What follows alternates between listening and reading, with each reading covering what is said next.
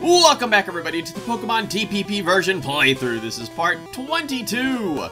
And as we finish with the power plant, as confirmed by this sign, we're going to be getting out of here. You know, we just caught our Zapdos, Frank Zappa. I literally almost forgot the name already. And we're going to fly on over to Saffron City so we can move on. So starting with this part, we're going to be doing quote-unquote, and this is big quotes, speedrun strats. And the reason for that is, well, I guess I'll just mention it when we get to the second half of this video. But yeah, for now, unfortunately we can't go to the actual Saffron City gym, so we're gonna have to go to this side gym, which isn't really a gym at all. It's a fighting dojo. And as the name implies, all of the trainers here are fighting-type masters. Not really. But they do all use fighting-type Pokemon. And there's a bunch of them. And they're all, like, set up in a way that looks like the Nugget Bridge. So this is like the fighting-type Nugget Bridge. It's really odd. But yeah, so, I mean, there wasn't an actual fighting-type gym in this generation.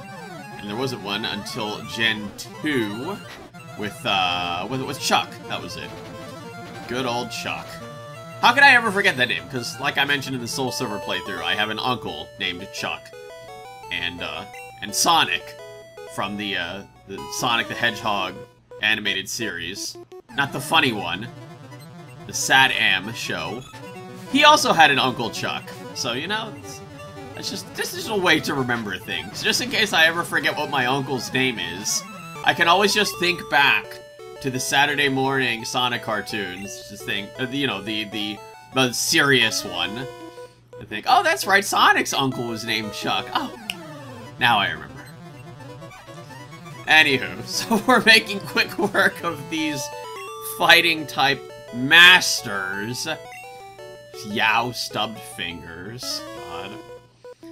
Is that anything like, what's his name, X-Tine? From, EX Television? It's a TF2 channel. Because he always intros his videos and goes, yow! And, yeah, it's just memorable. Because, you know, everybody has, like, catchphrases when they intro their videos, don't they? You know, I mean, I certainly don't. No, of course not. I don't have a thing that I say at the beginning of every single playthrough part, every single TF2 battles, every single, like, beginning of the playthrough, or beginning of a playthrough, beginning of a gameplay. Nah. So anyway, this guy's the leader, even though he just looks like a regular black belt. This guy's the leader of the fighting dojo. And because he's the leader, I decided not to super speed this battle. You know, I can't remember if I mentioned this before, but again, I'm not really a big fan of Hitmonlee's Gen 1 sprite. Just looks like he's making a very obscene gesture with his left hand. I don't much appreciate it. Don't much appreciate it at all. Makes me just want to beat that guy up. And so unsurprisingly, this guy has both the, you know, the rare fighting types in Hitmonlee and Hitmonchan. Hua, arg, beaten. Yeah, just like that. Indeed, I am lost, and in one hit each. Do not take our emblem as a trophy. I don't really understand that. I guess that's some sort of, like, Japanese thing. But yeah, instead of taking their emblem, we're gonna take one of the Hitmon Pokemon. And, you know, I just decided I'll go with the piston-punching Hitmonchan. Because real men wear skirts. And I had to think about the nickname for a little bit. And, yeah, you know, I just decided to go with a Nintendo meta reference. You know, Falcon Punch and all that stuff. You know, I could have gone with the super easy nickname in like, just, like, Jackie Chan or something, but nah. That's too easy. Too easy. Alright, so after defeating the fighting gym, unfortunately that rocket that said, "Get out of the way!" even though he wasn't moving at all, is still there. And so are these, like, random rockets that are just roaming around. Because, you know, they own the place, apparently. So, speaking of them owning the place, we're gonna, well, unfortunately for them, We're gonna unfortunately have to do something about it. And we're gonna have to take these guys down. Just like we did in Celadon City. Now we gotta do it again in Saffron City. You think we're messing around? We're not! This is serious business. Alright. Oh, and also, yeah, so that random rocket there was standing in front of the Silph Co office building, as that sign did confirm. And he moved to the side because I believe that happens after you get the Poke Flute. Because, oh yeah, because there's the Team Rocket stuff going on in Lavender Town, so I assume that when you beat them in Lavender Town, then that, you know, triggers a flag or whatever to make that rocket move to the side, so that you can move on and, you know, and then move on with the storyline quest in here. Alright. So like I said early on in this video, speedrun strats. Now the reason for that is because this Silph Co building has a lot of trainers. And it's come to my attention that I've been doing this playthrough for quite some time now. And I really think I should probably, you know, move on. And maybe, get some progress going, you know, maybe get somewhere. Because, you know, I don't really know why I decided to actually face every single trainer on, like, every single route in every single building, as was the norm thus far in this playthrough. But I think I should probably stop doing that, because there's really no reason to do it anymore. If I really need the levels, I can always just grind them out, you know, whatever, and then just move on. But yeah, it was really silly for me to go to literally every single trainer on routes 12, 13, 14, and 15, and kind of extend the playthrough like another 3 videos, so yeah, I kind of messed up a little bit there. I don't even think I did that in Soul Silver playthrough. It's just like whatever trainers were, like, you know, there, you know, I just, you know, battle them. And then, yeah, kind of like this guy. Oh, who's this? What, Slick? I'm not familiar with that name. I love how he says... Okay, so he says a couple of things here. So he says, I saw that Team Rocket slowed you down. Not that I care. So, apparently it just falls on us to deal with this whole Team Rocket threat. You know, them taking over Celadon City, taking over Saffron City. Like, this guy literally wants nothing to do with that, and instead would just rather train his Pokemon. I mean, there's a criminal syndicate that's taking over the entire nation, and you're just like, oh, I'm gonna trade my Pokemon and pretend this isn't happening. No, we gotta stop that, otherwise you won't be able to train your Pokemon. They're just gonna take them from you. So, that was pretty stupid. And also, he said, what was the other thing he said? Oh god. Oh, he saw us just roaming around in Saffron. Like, hello? You don't think to just, you know, stop by and say hi, you know, just be nice or anything? Just, you know, you gotta just wait for me, just like a real, like, creepy person, just stalk me into the Saffron, or the Silph Co building, and then just wait for me to get to a specific floor in a specific area, and then challenge me to a battle. Hello? Why are you weird? Also, I love how his Pidgeot pulled off Mirror Move, and then it did Wrap. Yeah, I got a little taste of my own medicine there. But, yeah, the Moop Hyper Beam, the Moop, wow. The Wrap Hyper Beam combo is quite powerful. You just wrap them until they're low enough to just finish off with a Hyper Beam, and then you don't have to worry about the recharge turn. Because, you know, I did mention that before in this playthrough. But yeah, so that was the reason for the speedrun strats, you know, kind of want to just, you know, get this thing going and actually get some progress and get to new places and see new stuff.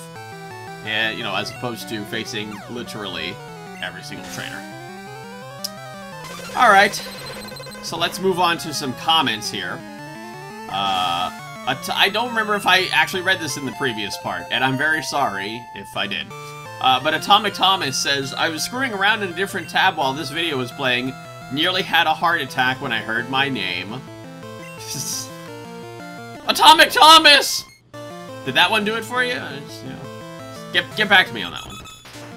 But anyway, oh, so yeah, so this guy, again, he has all the same Pokemon as he did before. He still has the same 5 Pokemon. No change on the bottom right portion of the sidebar. Very unfortunate. But at the same time, it's less stuff that I have to do, so semi-fortunate. Neko Abby, who is, of course, Neko Brian Fangirl, says, "Hey, friend, have you seen the first couple of episodes of the Sun and Moon anime? Just wondering, as it's Pokemon related." No. I don't really like the way that the new Sun and Moon anime, you know, the Sun and Moon season looks.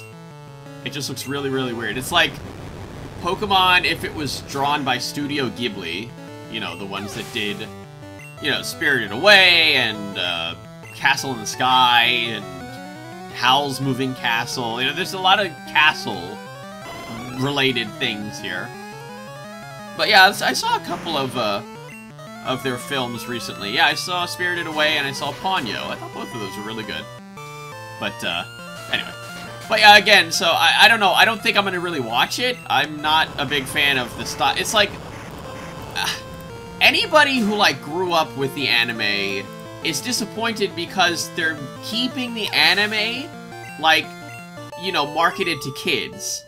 So that means that, you know, the kids that are growing up are now out of the demographic of, you know, what they're trying to market to. And, you know, then it's like, you know, why can't the show grow up with me? Which is, like, what most of the people that I know that grew up with the show, you know, are thinking. And myself included. But anyway. So we're going to talk to this guy. And, surprisingly, we're not a rocket. Wow. I didn't know that. But he's going to give us a free Lapras. Now, I had to think about this nickname, too. God, 2 nicknames in the same video. So, in Generation 2, you can find Lapras in, I believe it's the Union Cave on Fridays. And, you know, I kind of wanted to make a Rebecca Black a reference there. But I just decided to just straight up go with Friday instead. And he thinks that we'll be a good trainer for Lapras. Joke's on him, we're never going to use Lapras. But, anyway, getting back to what I was saying. So, yeah, you know, so it's like the kids that are watching the anime now, the ones that it's marketed to, are the same age as the ones that are the same age that we were when we were first watching the anime. And it's just like, you know, 10 years later, you know, you watch it again, it's just like, why is this still being marketed to kids? You know, why is it still like a kid sort of show? Why can't it grow up with me, you know, like I did? So it's just like, when I see that Ash looks like he actually got younger in the newest season, I'm like, no. Just no. They gave Red and Blue age, you know, age increases in the actual games. Why can't they do that in the anime with Ash? I mean, come on, hello? I don't really get it. I would love it if, at the very least, they had, like, a sister show, you know, like another show where, like, you know, it's maybe it doesn't have to revolve around Ash, you know, it could be like completely different characters, like that one guy from the Mega Evolution special. That guy was kind of cool. And, you know, like, he looks like he has, like, his own, you know, group building up and, you know, all that stuff. He's got, like, his Mega Charizard, you know, like, his Charizard is basically, like, you know, the Pikachu to Ash. So, you know, it's just like, why couldn't they just, you know, have, like, another series, like a completely full-running side series for, you know, that's just, like, you know, more mature? But whatever, man. It's Japan. What do I know? You know, things are different there in terms of, like, their mindsets when it comes to, like, entertainment and, you know, actually, like, marketing stuff. So maybe they just think, hey, you know, we're doing a fine enough job, you know, like, we're getting enough ratings, we're getting enough, you know, ad revenue, whatever, from, you know, this show, you know, by itself. We don't really need to make another one, so I don't really know what all the details, the stuff that goes on behind the scenes is. But anyway, we're battling Giovanni for the second time here. That was a pretty long tangent that I went on. But yeah, we're gonna heal up Moop, and we're gonna have Moop do some definite work here. Gonna pull off that good old rap combo.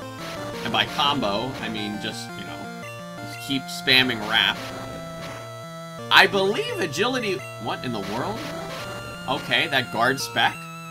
I believe agility would be quite useful here. I don't know. Is Moop actually going first here, or... Oh, yeah, I guess he is. Alright. But yeah, I can't remember What does the guard spec do? Oh my god, that thing has 1 HP. Guard, that protects against crits, doesn't it? Ooh, this might be trouble. The Dizzy Punch. Oh! Okay, that did a lot. If I can actually find it here. Oh, the guard spec reduces or prevents stat reduction by opponent's moves for the user's party for 5 turns. Wowee. Because I use those all the time. Yep. Whatever. Alright, so this guy's gonna pull out his RHYHORN. I don't really... Why is that thing on a vault? We literally just battled a guy just before this who had a Rhydon. And this guy just has a regular old Rhydon? Or RHYHORN? Help! I'm getting confused now. Also, of course, I don't actually remember if I mentioned this earlier in the playthrough, but of course, Rhydon was the first ever created Pokemon from, I believe it was little, sketches or whatever. It's just like, concept art from, Satoshi Tajiri, who, you know, when he was, like, pitching the whole Pocket Monsters idea. I believe Rhydon, dang it, Rhydon was actually the first Pokemon that he ever actually drew, and it was just like, it actually looked kind of cute. It was just like, I believe it was a picture of a Rhydon and like a trainer just like peering into a dark cave or something. And, yeah, it was pretty neat.